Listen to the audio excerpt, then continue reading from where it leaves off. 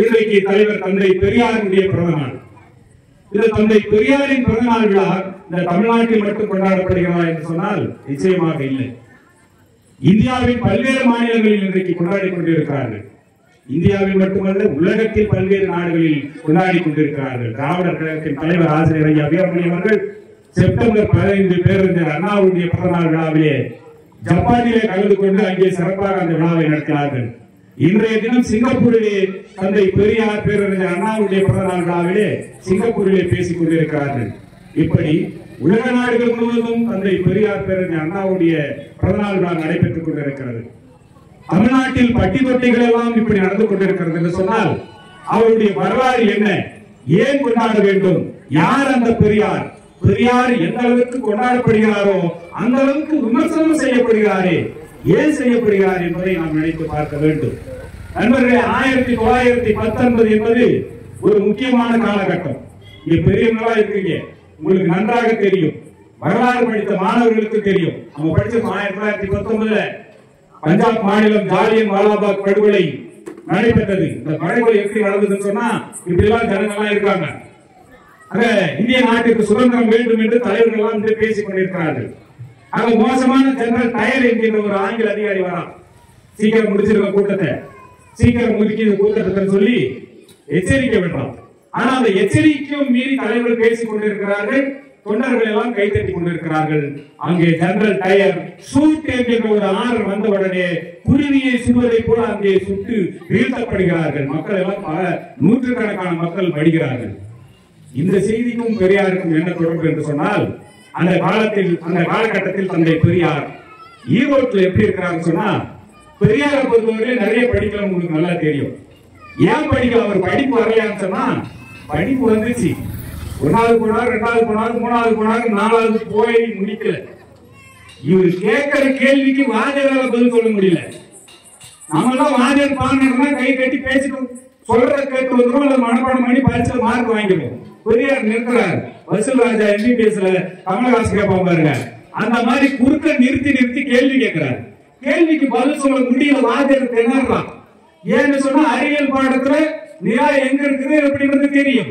ஆனா தமிழ் பாடத்துல நிலா சிவபெருமான் தலைவர் இருக்குன்றாங்க. உடனே இந்த முரண்பாடுகளை தந்தை பெரியார் கேட்டுக்கொள்ளாமல் குறுக்கு கேள்வி கேட்டதுனால பெரியாருடைய அப்பா அம்மாவை கூட்டு, உங்க பையனுக்கு எங்களால பாடம் நடத்த முடியாது, நீங்க ஒழுங்கா கூட்டு போயிருங்கன்னு சொல்றாங்க. அப்படி போன தந்தை பெரியார் தன்னுடைய தந்தை, அவர் தந்தை எப்படியாப்பட்டவர்னா ஈரோட்டில் மிகப்பெரிய கோட்டீஸ்வரர். 1910-11 வாக்கிலே வருமான வரி கட்டினவர்னு நினைச்சு பாருங்க. நீங்க நம்ம லோனுக்கு போனா 3 வருஷம் வருமான வரி கட்டி இருக்கிறான்னு கேட்கலாம். அதுக்கு பின்னாடி நம்ம ஓடி போய் 3 வருஷம் ஏதாவது கணக்கு தப்பு கணக்கு எழுதி வருமான வரி பண்ணி லோனுக்கு போய் நிக்கிறோம். ஆனா இன்னைக்கு 100-110 வருஷத்துக்கு முன்னாடியே ஒரு மனிதன், ஒரு குடும்பம் வருமான வரி கட்டி இருக்குன்னா அது எவ்வளவு பெரிய கோட்டீஸ்வர குடும்பம் நினைச்சு பாருங்க. அப்பேற்பட்ட குடும்பத்தில் அந்த மண்டியில தந்தை பெரியார் போய் சேர்றாரு. பெரியார் பிறவியிலே ஒரு மனித நேயம், பிறவியிலே ஒரு நேர்மையானவர். பொய் சொல்றதுக்கு அவருக்கு பிடிக்காது. அதனால அந்த மண்டியில நியாயமா வாங்கி, நியாயமா எடைய போட்டு, நியாயமா அந்த பணத்தை அவங்களுக்கு ஜனங்களுக்கு திருப்பி கொடுத்ததே இவர் பெரிய ஹீரோவாயிடுறாரு. எங்க பார்த்தாலும் ராமசாமி ராமசாமி பேச ஆரம்பிக்கிறாங்க. அந்த ஊர் முழுக்க பெரிய தலைவராயிடுறாரு. மக்களுடைய எந்த பொது காரியங்களும் அங்க போய் நிற்கிறாரு. சாவா அங்க போய் நிற்கிறாரு, கல்யாணமா அங்க போய் நிற்கிறாரு, நல்லது கெட்டது அத்தனைக்கும் போய் நிற்கிறாரு. அப்படி பிரேக் ஒரு நோய் வந்துச்சு. பிரேக்னா இப்ப நம்ம பார்த்தோம் இல்லையா, கோவிட் வந்துச்சு இல்லையா, ஒருத்தர் பேச முடியல, கணவன் மனைவியே பேசியாதுன்னு சொன்னான், அப்பா அம்மாவே பேசியாதுன்னு சொன்னான், தனித்தனியே நிறுன்னு சொன்னான். அதை விட கொடியது ஒரு பிளேக் நோய். அங்கிருந்து மக்கள் முழுந்து மடிகிறாங்க. அந்த காலகட்டத்தில் கூட தந்தை பெரியார் மிக துணிச்சலாக ஒரே ஒரு ஆள் அந்த பணத்தை தூக்கி போய் அடக்கம் என்ற ஒரு காரியத்தை எல்லாம் அவர் பண்ணியிருக்கிறாருன்னு சொன்னா, அப்போ மிகப்பெரிய ஒரு வசதி படைத்தவராகவும் மக்கள் செல்வாக்கு இருந்தவராகவும் அந்த காலகட்டத்தில் இருக்காங்க. அப்போ அந்த ஊர்ல எந்த பொறுப்பு வந்தாலும், ஒரு விவசாயிகள் நலசங்கமா ராமசாமி தான் தலைவர், ஒரு தொழிலாளர்கள் நலசங்கமா அதுக்கு ராமசாமி தான் கௌரவ தலைவர். இப்படி எல்லாத்துக்கும் அவர் தான் தலைவரா இருக்கிறார். இப்படி இருந்து இன்னைக்கு ஒரு சேர்மேன் ஆகணும், என்ன ஆகணும், ஒரு பெரிய கட்சியில இருக்கணும், அந்த கட்சியில சீட்டு கொடுக்கணும், அவங்க எல்லாம் ஓட்டு போடணும், அவர் பல கோடி ரூபாய் செலவு பண்ணணும், அப்பதான் ஒரு சேர்மேன் ஆகும்போது பெரிய இருக்கு. ஆனா எந்த இயக்கத்திலுமே இல்லாமல் அன்றைக்கு ஈரோடு நகரமன்ற சேர்மேனாக தந்தை பெரியார் இருந்திருக்கிறார் என்று சொன்னால் எவ்வளவு மக்கள் செல்வாக்கோடு இருந்திருப்பார் என்பதை நீங்கள் நினைத்து பார்க்க வேண்டும். அவர் நகரமன்ற சேர்மேன். கோட்டு சூட்டு போட்டு அப்படி இருக்கிறார், அப்படி வராரு, அப்படி மக்களுக்கு நல்லது பண்றாரு. அந்த நேரத்தில் தான் ஜாலியன் வாலாபாக் படுகொலை நடக்குது. எல்லாரும் வந்து பெரியார் கிட்ட கேட்கறாங்க, ராஜாஜி உட்பட போய் கேட்கறாங்க, நீ மக்கள் செல்வாக்கோட இருக்கிற, மக்களுக்கு நல்லது பண்ணணும்னு நினைக்கிற, ஆனா இதெல்லாம் இருந்து பிரயோஜனம் இல்ல, நீ காங்கிரஸ் கட்சியில சேர்ந்து சுதந்திரத்திற்காக நீ போராடினால் அப்பதான் மக்கள் எல்லாம் மகிழ்ச்சியா இருப்பாங்கன்னு சொன்னாங்க. இப்போ மக்கள் மகிழ்ச்சியா இருக்கதான் எனக்கு வேணும், எனக்கு வேற எதுவும் தேவையில்லைன்னு சொல்லி தன்னை காங்கிரஸ் கட்சியில இணைக்கிறார். காங்கிரஸ் கட்சியில இணைந்த உடனே நண்பர்களே, அவர் ஒவ்வொரு நாள் அந்த குட்டி ராஜா மாதிரி ஒரு கோட்டு சூட்டோட போவாரு பாருங்க, அதை மொத்தம் கழட்டி நெருப்புல போட்டுட்டு ஒரு முரட்டு கலராடையில தைச்சு சட்டையை தைச்சுட்டு போறாரு. அவரு மட்டும் இல்ல, அவங்க அம்மா, அவங்க பெரிய சடங்கு சமுதாயத்துல மிகப்பெரியவங்க, பட்டு புடவை தான் தினமும் கட்டுவாங்க, அவங்க கிட்டே போய் இந்த கலர் புடவையை கொடுத்து கட்ட வச்சு புரட்சி பண்ணவர் தான் தந்தை பெரியார் அவர்கள். அந்த காலகட்டத்துல அண்ணல் காந்தியடிகள் அவர்களை தலைவராக ஏற்றுக்கொண்டு அவர் எதையெல்லாம் சொன்னாரோ அதை தமிழ்நாட்டில் நடைமுறைப்படுத்தியவர் தான் தந்தை பெரியார் அவர்கள். அப்படிதான் கள்ளுக்கடை மறியல் போராட்டத்தை அறிவித்தார். கள்ளுக்கடை மறியல் போராட்டத்தை அறிவித்த உடனே தந்தை பெரியார் தான் போராடியது மட்டுமல்ல, தன்னுடைய தங்கை கண்ணம்மாவையும் தன்னுடைய மனைவி நாகம்மையாவையும் களத்திலே இறங்கி நடுத்தருவில் நின்று போராட்டத்தில் ஈடுபட செய்து கைது செய்யப்பட்டு சிறை சென்ற ஒரு மிகப்பெரிய வரலாற்றை உருவாக்கியவர் தான் தந்தை பெரியார் அவர்கள்.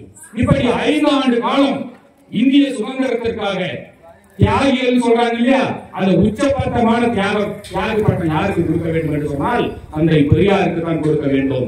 அப்படி உழைத்த தந்தை பெரியார் இப்ப காங்கிரஸ் தான் அவர் இருந்திருக்கிறோம். இப்ப காமராஜருக்கு முன்னாடி அவர் முதலமைச்சர் ஆயிருக்கணுமே, இருந்திருந்தால் நிச்சயமாக தந்தை பெரியார் இந்த நாட்டின் முதலமைச்சராக இருப்பார், இந்த நாட்டின் பிரதமராக கூட ஆயிருக்க முடியும், இந்த நாட்டின் ஜனாதிபதியாக கூட ஆயிருக்கும். அப்ப ஏன் வரல, என்ன ஆச்சு அப்படின்னு கேட்டாங்க.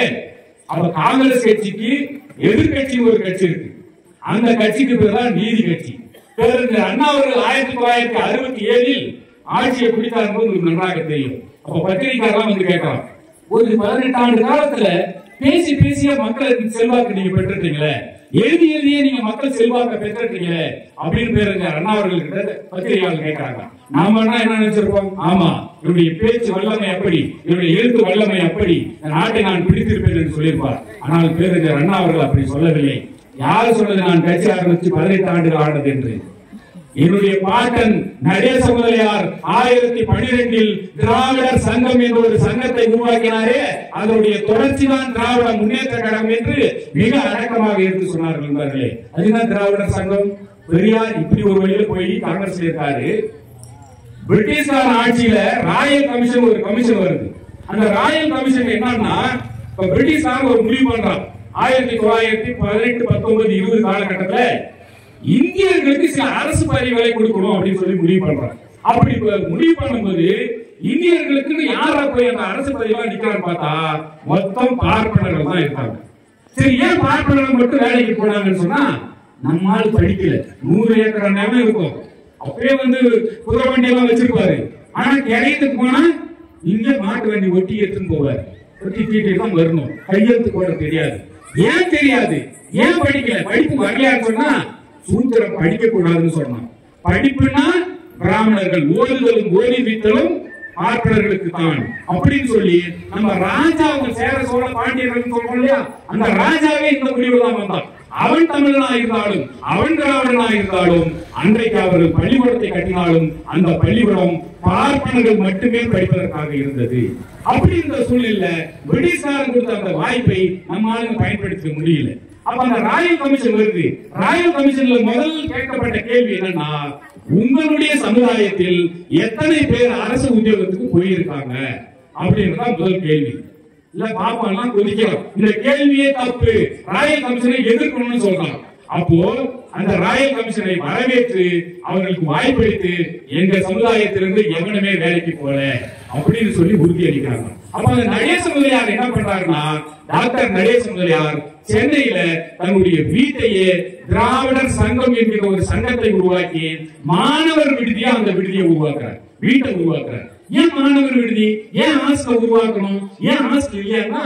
அந்த காலகட்டத்தில் மாணவர் விடுதி ஹாஸ்டல் என்பது இல்லை. இப்ப யார் ஹோட்டல் நடத்துறாங்க?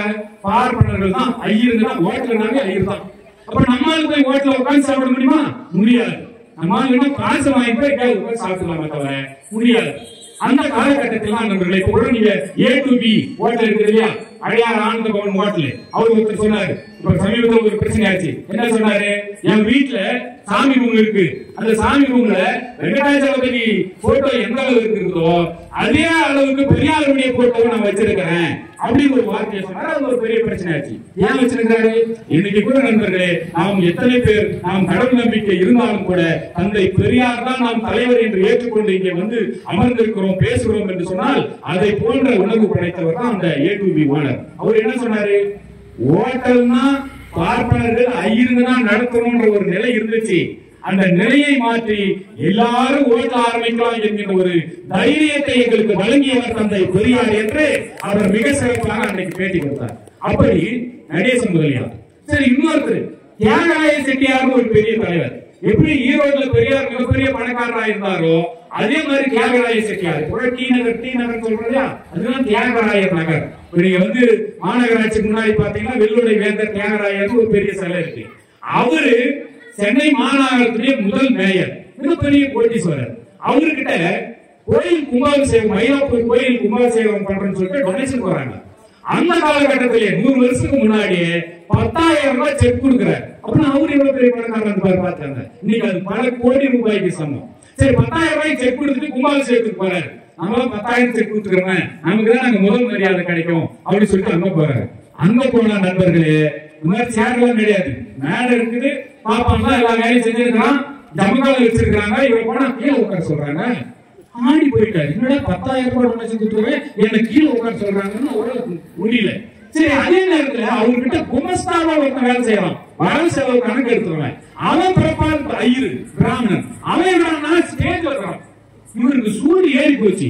என்னடா இது, என்னடா கொடுமைன்னு சொல்லி ஒருத்தனை கூப்பிட்டு கேட்டா, நீங்க பணக்காரரா இருக்கலாம், நீங்க மேயரா இருக்கலாம், ஆனா நீங்க பிறப்பால் சூத்திரன். எங்காலும் பணம் இல்லாம இருக்கலாம், வசதி இல்லாம இருக்கலாம், ஆனா அவன் பிறப்பால் பிராமணன். அதனாலதான் அவன் வேலை காணுவானே. உடனே நண்பர்களே, தியாகராய செட்டியாருக்கும் நடேசன் முதலியாருக்கும் சில பிணக்குகள் இருந்துச்சு. இருந்தாலும் கூட உடனடியா போய் நடேசன் முதலியாரை சந்திக்கிறார். இந்த பாப்பாங்களுக்கு ஒரு முடிவு கட்டியே ஆகணும்னு சொல்லி கூட்டணி சேர்றாரு. இன்னொருத்தர், அவர் பேரு டாக்டர் TM நாயர். அந்த TM நாயர் பேர் பட்டவர்னா அந்த காலத்திலே ENT படிச்சவர். லண்டனுக்கு போய் பணம் சம்பாதிச்சு வந்து இங்க நம்ம மக்களுக்காக செலவு பண்ணவர். அவர் தேர்தல் நிற்கிறார். 3 இடம் அன்னைக்கு டெல்லி பாராளுமன்றத்துக்கு இங்க 3 இடத்துக்கு தேர்தல் நடக்குது. அந்த 3 இடத்துல 3 பேரும் ஜெயிக்கிறவங்க பாப்பாலாம் ஒன்னா சேர்ந்து அவன் ஜெயிக்க வச்சுட்டான். அம்மால ஒரே ஆளு ஜெயிக்க முடியல. அவரும் போய் இந்த 3 கூட்டணியில ஒன்னா சேர்றாங்க. இந்த 3 பேரும் சேர்ந்துதான் நண்பர்களே தென்னிந்திய நல உரிமை சங்கம் அப்படின்னு ஒரு சங்கத்தை உருவாக்கி அந்த தென்னிந்திய நல உரிமை சங்கத்துக்கு கொள்கைகளை வகித்து இந்த பார்ப்பனர் அல்லாத சங்கம் முதல்ல ஆரம்பிச்சு அதுக்கப்புறம் தென்னிந்திய நல உரிமை சங்கம் என்று தொடங்கி அதுக்கு பத்திரிகை ஒன்று ஆரம்பிக்கிறாங்க. அந்த பத்திரிகை பேரு ஜஸ்டிஸ். அந்த ஜஸ்டிஸ் நீதி, அது நீதி பத்திரிகை சேனல்கள்லாம் படிச்சவங்களுக்கு அந்த பார்ப்பனருடைய கொடுமை தாங்காத அது உணர்வுகளும் அந்த பத்திரிகை எப்போ வரும் பார்த்து அந்த பத்திரிகையுடைய பேரே அந்த கட்சிக்கு பேராகி நீதி கட்சி ஆயிடுச்சு. அந்த நீதி கட்சி அதுக்கப்புறம் அந்த வேலை வாய்ப்பு கொஞ்சம் பேர் கொடுத்தாங்க பிரிட்டிஷ்காரன். அதுக்கப்புறம் நான் சொல்றான் இரட்டை ஆட்சி முறை. பிரிட்டிஷ்காரர்கிட்ட எல்லா பவரும் இருக்கும். கூட நம்ம பெரும்பாலான பவர் நம்ம ஒன்றிய அரசு மோடி தானே வச்சிருக்கிறாரு. நீங்க தேசிய கல்வி கொள்கை ஏற்றுக்கலன்னா உங்களுக்கு பணம் கொடுக்க மாட்டேன்னு சொல்றாரு. அட நாய், நீ என்னைக்குதான் பணம் கொடுக்கறது?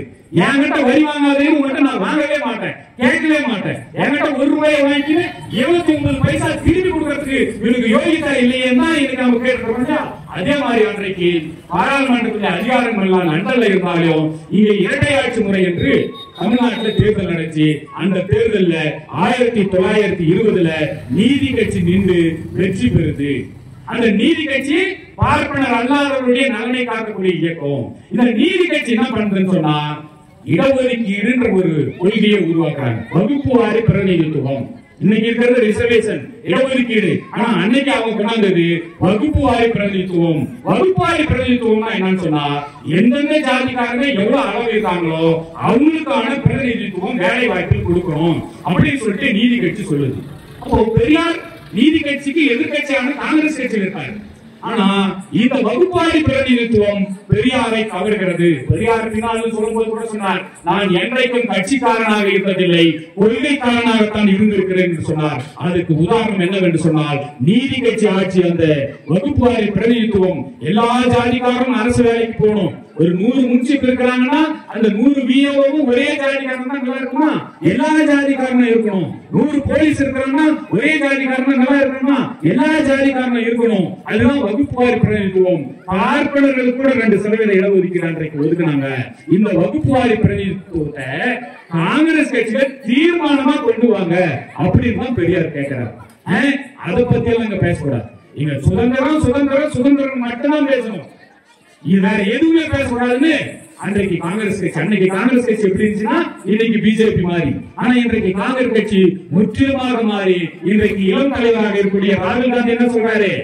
50 விழுக்காடு சீலிங் உச்ச நீதிமன்றத்தில் தீர்ப்பு சொல்லப்பட்டிருக்கிற அந்த 50 விழுக்காடு சீலிங்கை உடைத்து பிற்படுத்தப்பட்ட மக்களுக்கு இடஒதுக்கீட்டை அதிகப்படுத்த வேண்டும் என்று இன்றைக்கு ராகுல் காந்தி சொல்லுகிறார் என்று சொன்னால், அதை அன்றைக்கு காங்கிரஸ் அதே குரலைதான் தந்தை பெரியார் காங்கிரஸில் எழுப்பினார். காங்கிரஸ் ஏற்கவில்லை. 4-5 மாநாடுகளில் தீர்மானம் கொண்டு வரப்படுகிறது. 4-5 மாநாட்டிலும் தீர்மானம் கொடுக்கப்படுகிறது. கடைசியா காஞ்சிபுரத்தில் 1925 ஒரு தீர்மானம் வருது. அந்த தீர்மானம் தோற்கடிக்கப்படுது. அப்பதான் பெரியார் துண்ட உதவி கோயில போட்டு மைக் முன்னாடி வந்து நிற்கிறார். இந்த காங்கிரஸ் கட்சி விடுதலைக்காக போராடுகிறது. சுதந்திரம் வந்தா மக்கள் எல்லாம் மகிழ்ச்சியாக இருப்பார்கள் என்று நினைத்து 5 ஆண்டு காலம் இந்த காங்கிரஸை என் கோயில் மீது போட்டு சுமந்து நாடு தெருவெல்லாம் நான் பரப்பினேன். ஆனால் இப்பொழுதுதான் தெரிகிறது, இவர்கள் மக்கள் விடுதலைக்காக போராடவில்லை, வெறும் மண் விடுதலைக்காக போராடி கொண்டிருக்கிறார்கள்.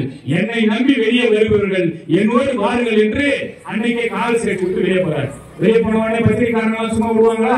வெளியே வந்துட்டீங்களா, இன்னும் ஆரம்பிக்க போறீங்க, என்ன பண்ண போறீங்க கேட்கறாங்க. நம்மளால என்ன பண்ணுவான், இவ ராமசாமி காங்கிரஸ் ஆரம்பிக்கிறேன் அப்பதான் இப்ப ஆரம்பிச்சுக்கிறாங்க. யாரு வெளியே போறாங்கன்னா அவங்க பேர்ல ஒரு கட்சி. ஆனா பெரியார் சொன்னார் 2 நாள் டைம் கொடுங்க சொல்றேன். அப்ப 2 நாள்ல என்ன ஆரம்பிக்கிறது, என்ன நம்மளுடைய இயக்கத்துக்கு பேர் வைக்கிறது, என்ன பேர் வச்சா சிறப்பா இருக்கும், எந்த பேர் மக்களை உசுப்பிவிடும், எந்த பேர் மக்களுக்கு மானமும் அறிவும் உண்டாக்கும், எந்த பேர் மக்களுடைய சுயமரியாதை கிளப்பிவிடும் என்று அறிந்து சுயமரியாதை இயக்கம் என்று ஒரு இயக்கத்தை தொடங்குகிறார். அந்த சுயமரியாதை இயக்கத்துக்கு கொள்கை என்னன்னு கேட்டாங்க. திருக்குறள் கூட 1.25 அடி. பெரியார் சொன்னார், சுயமரியாதை இயக்கத்தின் கொள்கை பிறவி பேதம் ஒழிப்பது அப்படின்னு சொன்னார். அது என்ன பிறவி பேதம்? அவர் ஐயூர்ல பிறந்துட்டாலே அவரு பெரியாள். தியாகராய செட்டியாருக்கு கொடுத்தாலும் நீ சூத்திரனுக்கே உட்காரு. அவர் பாப்பான பிறந்துட்டாலே அவர் பெரியாள் அப்படின்னு சொன்னாங்க. பிறப்பிலே உயர்வு தாழ்வு பேசுவது. அது மட்டும் இல்ல, நம்ம குடும்பத்தை நாம என்ன சொல்றோம், என்ன ஆம்பளை தானே நீ பொம்பளை தானு சொல்றோம் இல்லையா? அது ஒரு வகையான பிறவி பேதம். இந்த ஜாதிய பிறவி பேதம், ஆண் பெண் என்கின்ற பிறவி பேதம், இந்த பிறவி பேதத்தை ஒழிப்பதுதான் சுயமரியாதை இயக்கத்தின் கொள்கை அப்படின்னு சொன்னார். உடனே நம்ம சும்மா இருப்பாங்க பத்திரிக்காரங்க, அந்த பக்கம் போய் கேட்கறாங்க, ஐயர்களை போய் பார்த்து கேட்கறாங்க, இந்த மாதிரி ராமசாமி வந்து ஜாதி பதத்தை எல்லாம் ஒழிக்கிறன்றாரு, மக்கள் எல்லாம் சமமா ஆகணும்ன்றாரு, இதெல்லாம் எதை பத்தி நினைக்கிறீங்கன்னா அவன் சிரிக்கிறான். மக்கள் எல்லாம் சமமாக ஆகவே முடியாது. ஏன்னு சொன்னா கீதையிலே கிருஷ்ணன் சொல்லிக்கிறான், சதூர் வர்ணம் மயா சிஸ்னம். ராமசாமியை போய் படிச்சு பாருங்க. 4 வருணங்களையும் நானே படைத்தேன். அந்த 4 வருணங்களை இன்றைக்கு நானே நினைத்தாலும் அதை மாற்ற முடியாது. இதுதான் உலக நியதின்னு கீதையில கண்ணன் சொல்லியிருக்கிறான். அதனால ராமசாமி இல்ல, இன்னும் 1000 ராமசாமி வந்தாலும் இதை மாற்ற முடியாதுன்னு சொல்றாங்க. பெரியார் கடவுள் இல்லை என்பதற்காக இயக்கம் தொடங்கவில்லை என்பவர்களே. இந்த மக்களுக்கு மானமும் அறிவும் வர வேண்டும் என்பதற்காக இயக்கம் கண்டவர் தந்தை பெரியார். அப்ப சொல்றாரு, கீதையில கண்ணனே ஏற்பாடு பண்ணதா, இதெல்லாம் மனுஷன் ஏற்பாடு பண்ணது, இதெல்லாம் மாத்திடலாம் நான் நினைச்சேன். கடவுள் தான் இதை ஏற்பாடு பண்ணிருக்கிறார் சொன்னா, முதலில் அந்த கடவுளை ஒழிக்கிறேன் என்று களத்தில் இறங்கியவர் தந்தை பெரியார். இந்த வரலாற்றை புரிந்து கொள்ள வேண்டும். உலக நாடுகளில் பகுத்தறிவாளர்கள் உண்டு, உலக நாடுகளில் கடவுள் மறுப்பாளர்கள் உண்டு.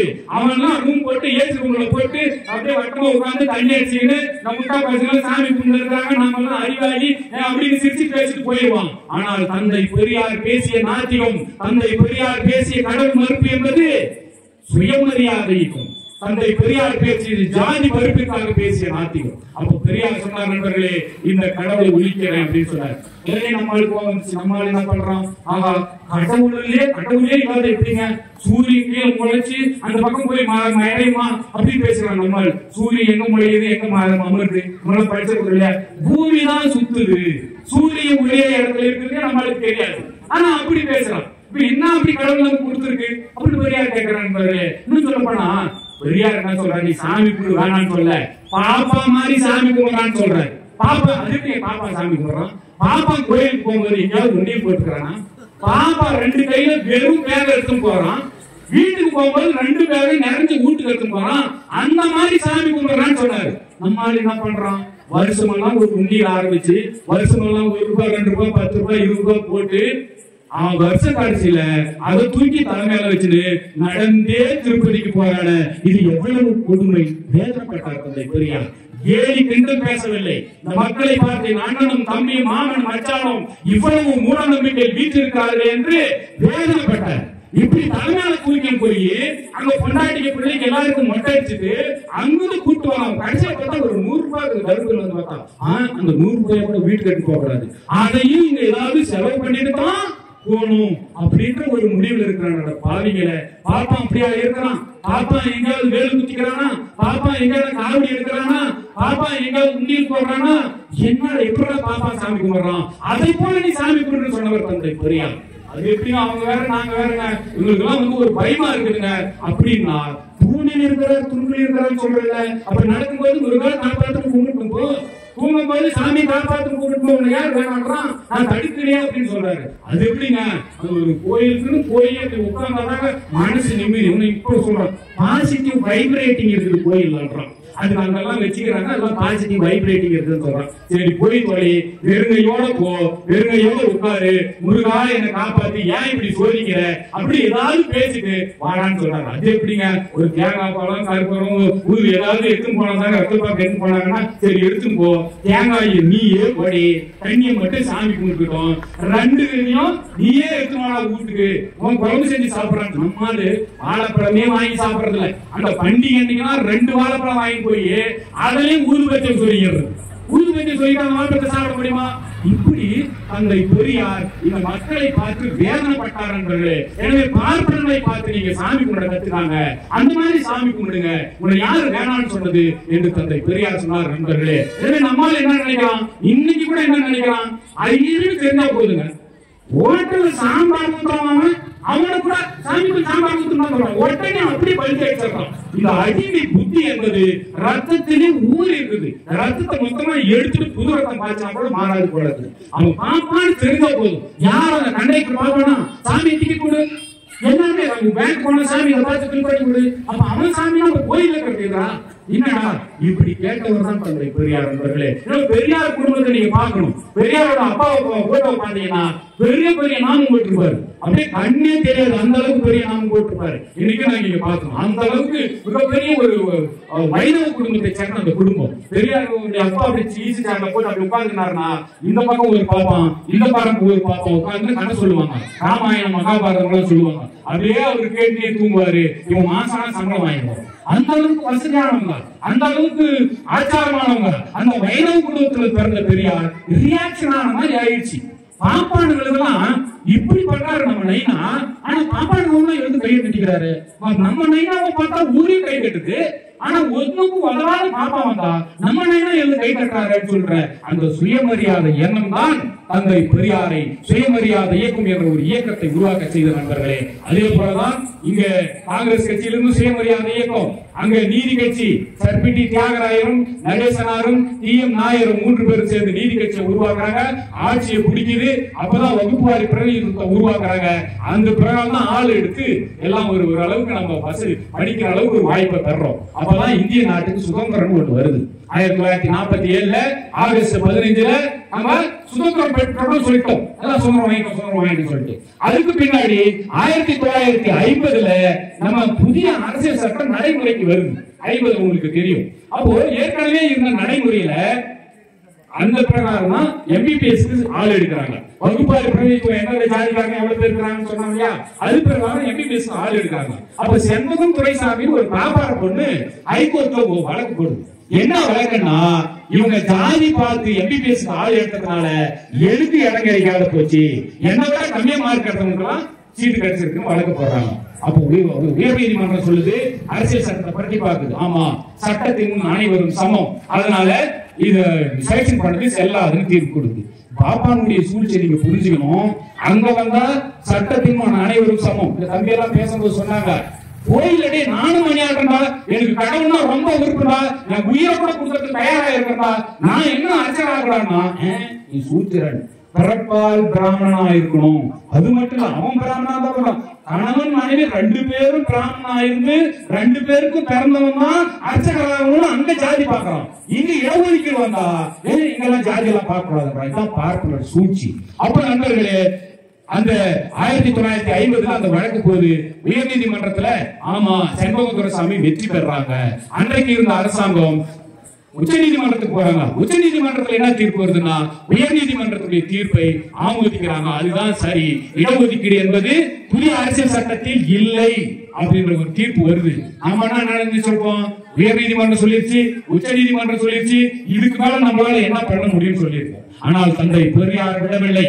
என்னடா உச்ச நீதிமன்றம், என்னடா உயர் நீதிமன்றம், மக்கள் மன்றத்திற்கு முன் அனைத்து மன்றமே கீழானதுதான் என்ற தலைப்பில் மிகப்பெரிய போராட்டத்தை தமிழ்நாட்டில் நடத்துகிறார். எல்லாம் பெரிய கொந்தளிக்கு தமிழ்நாடு. அப்ப பிரதமர் ஜவஹர்லால் நேரு, முதலமைச்சர் காமராஜர் கூப்பிட்டு கேட்கிறாரு, என்னங்க தமிழ்நாட்டுல பிரச்சனை, யாருங்க ராமசாமி, அவருக்கு எத்தனை எம்எல்ஏ இருக்கிறாங்க, எத்தனை MP இருக்கிறாங்க, அவருமே தமிழ்நாட்டில் எவ்வளவு பெரிய பிரச்சனை பண்றாருன்னு நேரு கேட்கும் போது காமராஜர் மிக அடக்கமாக சொன்னாரா, நண்பர்களே, நான் காங்கிரஸ் கட்சியில் இருக்கலாம், அவர் இன்னொரு கட்சியில் இருக்கலாம், இவர் இன்னொரு கட்சியில் இருக்கலாம், ஆனால் பெரியாருக்கு MLA MP எல்லாம் இருக்கு இல்லைன்னு நினைக்காதீங்க, எங்களுக்கு அனைவருக்குமே தந்தை பெரியார் தான் தலைவர்.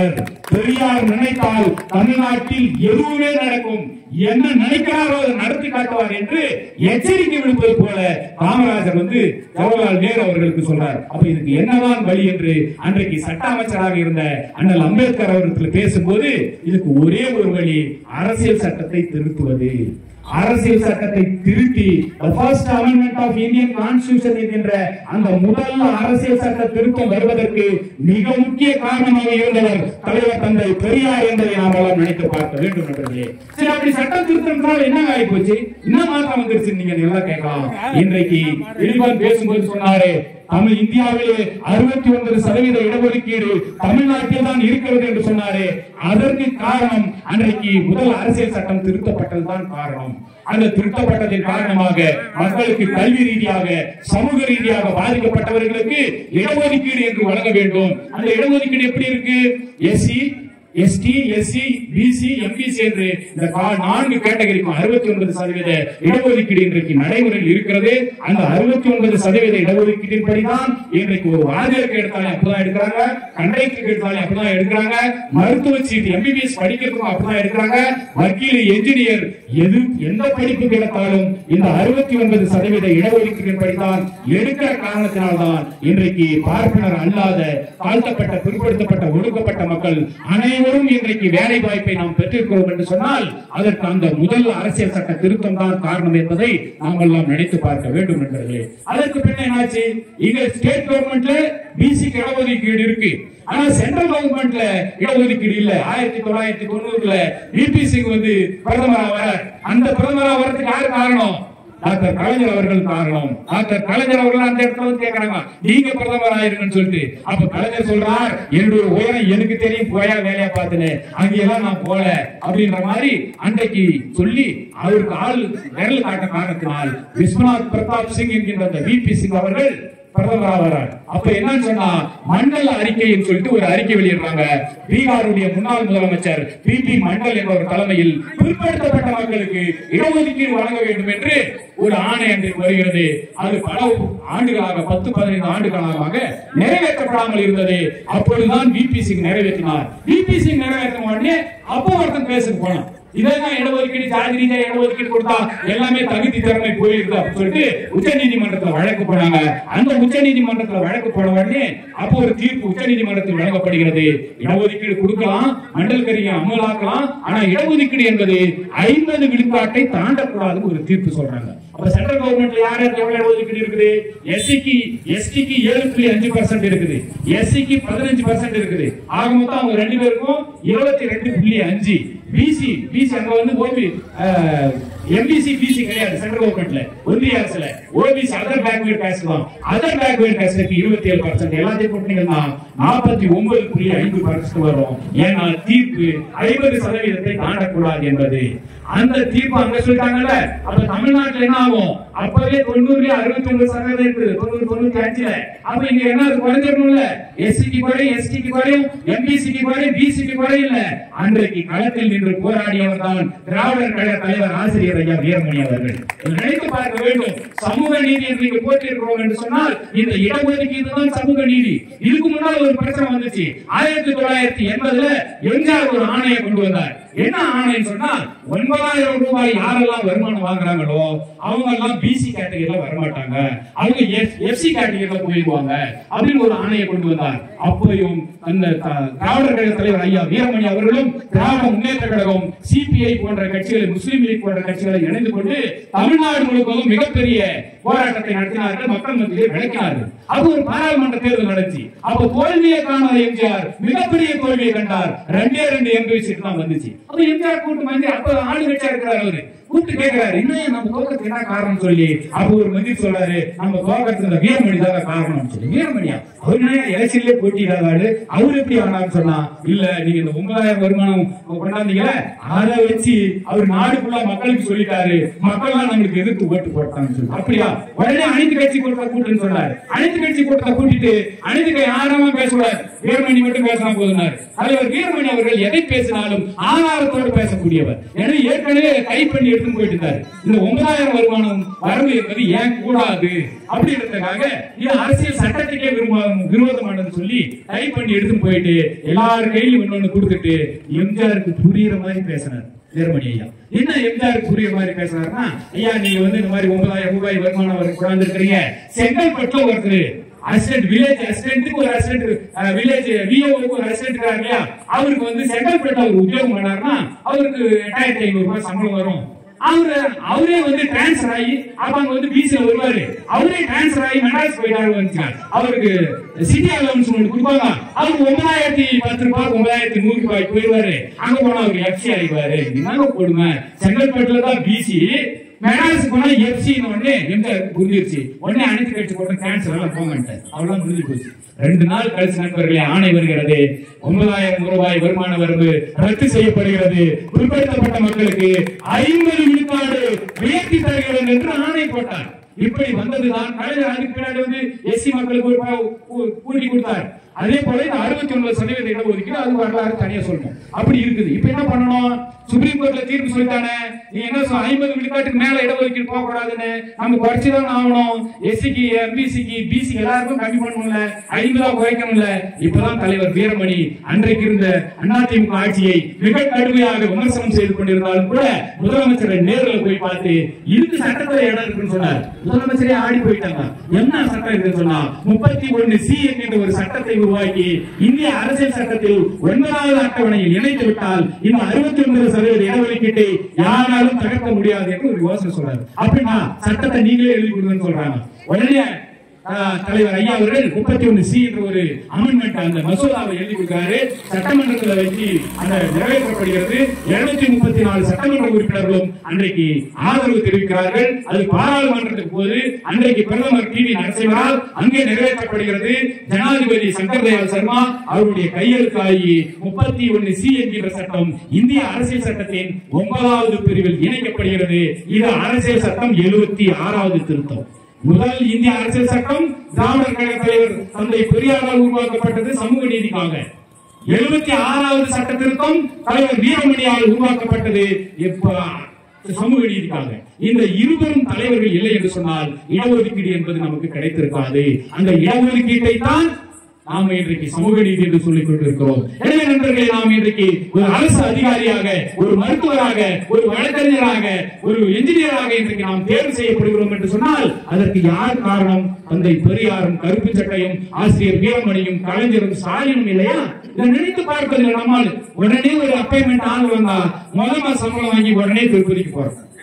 திருப்பதியில இருந்து நமக்கு ஆர்டர் வந்த மாதிரியும் அவர்தான் நமக்கு அப்பாயின்மெண்ட் ஆர்டர் கொடுத்த மாதிரி வரும். அப்படி இல்லை நண்பர்களே, இளைஞர்களே, நீங்கள் புரிந்து கொள்ளுங்கள்.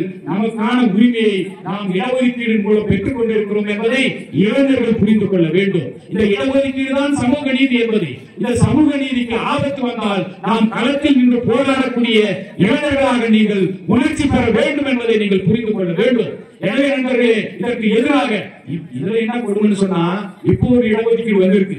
அந்த இடஒதுக்கீடு என்னன்னு பேரா EWS, எக்கனாமிக்கலி வீக்கர் செக்ஷன், வருமானத்தில் குறைந்த ஏழைகளுக்கான இடஒதுக்கீடு. ஏழைகளுக்கு இடஒதுக்கீடு கொடுக்கறது நல்லதாங்க அப்படின்னு உடனே நம்மளால பேசுவோம்.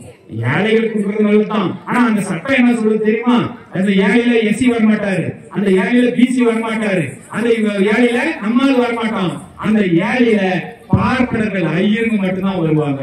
சரி, யாரா ஏழைன்னு சொன்னா மாசம் 66,000 ரூபாய் சம்பளம் வாங்குறான் பாருங்க, அவெல்லாம் ஏழையில வந்து 10% இடஒதுக்கீடு இன்னைக்கு EWS என்ற கொடுமையை இந்த ஒன்றிய அரசாங்கம் செய்திருக்கிறது. ஆனால் நம்முடைய திராவிட மாடல் அரசு என்ன பண்ணுது? நான் இந்த முதலமைச்சராக இருக்க முடியும் வரையும் இந்த தமிழ்நாட்டில் உங்கள் சட்டத்தை நாங்கள் ஏற்க மாட்டோம் என்று மிக துணிச்சலாக இன்றைக்கு ஆட்சியை நடத்தி கொண்டிருக்கிறார் என்று சொன்னால் நாம் வேலை வாய்ப்பை பெறுவதற்கு யார் காரணம் என்பதை நீங்கள் எந்த கட்சியில் இருந்தாலும் சிந்தித்து பார்க்க வேண்டும் என்பதற்காகத்தான் நாங்கள் பேசிக் கொண்டிருக்கிறோம். எனவே இந்தியா முழுவதும் நீங்கள் அந்த EWS என்கின்ற 10% இடஒதுக்கீட்டை நீங்கள் அமல்படுத்தினாலும் தமிழ்நாட்டில் அது செல்லாது. புதிய கல்விக் கொள்கை என்கிற ஒரு கொள்கையை கொண்டு வந்து எங்களை எல்லாம் மீண்டும் ஆடு மேய்க்க விவசாயம் பண்ண அனுப்ப வேண்டும் என்று நீங்கள் துடித்துக் கொண்டிருந்தால் நாங்கள் விட மாட்டோம். புதிய கல்விக் கொள்கை, நேஷனல் எஜுகேஷன் பாலிசி அப்படின்னு சொன்னா நம்ம ஆளுங்க சொல்லுவாங்க இல்லையா, புதிய பழைய கல்லு மேல பார்த்துதான் மொந்த புதுசாக்கும். ஆனா பழைய கல்லு ராஜாஜி கொண்டு வந்த குலக்கல்வியை தான் இன்னைக்கு நம்ம ஐயா மோடி கொண்டு வந்திருக்கிறார். என்னன்னு சொன்னா 3வது ஒரு பரீட்சை வைப்பாங்க, 3வதுல ஒரு போர்டு எக்ஸாம் வைப்பாங்க. ஏன்னா பாராளுமன்ற வாத்தியார் பரீட்சை வைக்க மாட்டாரு, வெளியில ஒரு வாத்தியார் வந்து பரீட்சை வைப்பாரு. அதுல பாஸ் ஆகிற பையன் 4வது போவான், ஃபெயில் ஆகிற பையனுக்கு அதே ஒரு தொழில் கத்து கொடுப்பாங்க. அப்புறம் 5வது ஒரு பரீட்சை வைப்பாங்க, அப்புறம் ஒரு 8வது ஒரு பரீட்சை வைப்பாங்க, அதுக்கப்புறம் 10, 11, 12. அப்ப 12 தாண்ட முடியுமா நம்மால? முடியவே முடியாது. பல தலைவர்கள் 10ஆம் வகுப்பு ஃபெயில் ஆயிட்டு அதுக்கு மேல பெரிய டாக்டரேட் வாங்கினவங்க பல தலைவர்கள் உண்டு, உதாரணம் சொல்ல முடியும். எனவே நம்முடைய மக்களுடைய கல்வி வேலை வாய்ப்பை பறிப்பதற்காக நேஷனல் எஜுகேஷன் பாலிசி என்கின்ற ஒரு கொடுமையான திட்டத்தை இந்த அரசாங்கம் கொண்டு வந்திருக்கிறது. அவற்றை எல்லாம் முறியடிக்க வேண்டும் என்பதற்காக இந்த இரு திட்டங்கள் EWS-ஐயும் தேசிய கல்விக் கொள்கையையும் நம்முடைய திராவிட மாடல் அரசு ஏற்கவில்லை. எனவே இவன் வந்து நிதியை நிறுத்துகிறான். ஆனா நம்ம கிட்ட 100 ரூபாய் வாங்கி 26 பைசா கொடுக்கிறான். ஆனா அவன் கொடுக்கிற அந்த நிதியை இவர்கள் தடுக்கிறார்கள் என்று சொன்னால் நாம் தொடர்ந்து இந்த திராவிட மாடல் அரசுக்கு ஆதரவாக இருக்க வேண்டும். திராவிட மாடலை பற்றி பேச வேண்டும். திராவிடம் என்றால் சமத்துவம், திராவிடம் என்றால் அங்கே ஜாதி இல்லை, திராவிடம் என்றால் அங்கே பெண் உரிமை, திராவிடம் தான் நம்மை வாழ வைக்கிறது என்கின்ற உண்மையை நீங்கள் புரிந்து கொள்ள வேண்டும் என்பவர்களை யாரையாவது வருவோம் ஏதோ புது புது தடையெல்லாம் விடுவோம். மாடு மேய்க்கலாம் வாங்க, மாடு மேய்க்கிறதுல நாங்க அரசு உத்தியோகம் பண்ணிடுறோம் வாங்க, எல்லாமே டாக்டர் ஆகணுமா அப்படின்னு நம்மளுடைய கனவை பறிப்பதற்கு பல பேர் பேசி வருகிறார்கள். அதையெல்லாம் நாம் ஏற்றுக்கொள்ள முடியாது. நம்முடைய தலைவர்கள் தந்தை பெரியார், பேரறிஞர் அண்ணா, டாக்டர் கலைஞர், முத்துவேல் கருணாநிதி ஸ்டாலின், உதயநிதி ஸ்டாலின், இப்படி கூட நம்முடைய பயணம் தொடர்ந்து கொண்டே வர வேண்டும் நண்பர்களே. இன்றைக்கு இன்னும் சொல்ல போனால் ஸ்டாலின் இஸ் மோர் டேஞ்சர் தன் கருணாநிதி என்று ஒரு பாப்பான் சொல்றானே, அதற்கு ஈக்குவலாக ஸ்டாலின் அவரை மோர் டேஞ்சரஸ் ஆக இன்றைக்கு உதயநிதி ஸ்டாலின் வருகிறார் என்பதுதான் உண்மையாக இருக்கிறது என்பதை நாம் புரிந்து கொள்ள வேண்டும். இது ஏதோ வாரிசு அரசியல், அந்த அரசியல், இந்த அரசியல் என்று பேசினாலும் கூட கொள்கை உடையவர்கள், வாரிசு உள்ளவர்கள் வாரிசு அரசியல் தான் நடத்துவார்கள் என்று தைரியமாக நாம் நெஞ்சை நிமிர்த்து சொல்லக்கூடிய ஒரு அமைப்பில் நாம் இருக்கிறோம், ஒரு இயக்கத்தில் நாம் இருக்கிறோம், ஒரு கொள்கை கோட்பாடோடு நாம் இருக்கிறோம் என்பதை நீங்கள் உணர்ந்து கொள்ள வேண்டும் என்று உங்களை அன்போடு கேட்டுக்கொண்டு இவ்வளவு நேரம் பொறுமையாக இருந்து கேட்டமைக்கு நன்றி கூறி நிறைவு செய்கிறேன். நன்றி, வணக்கம்.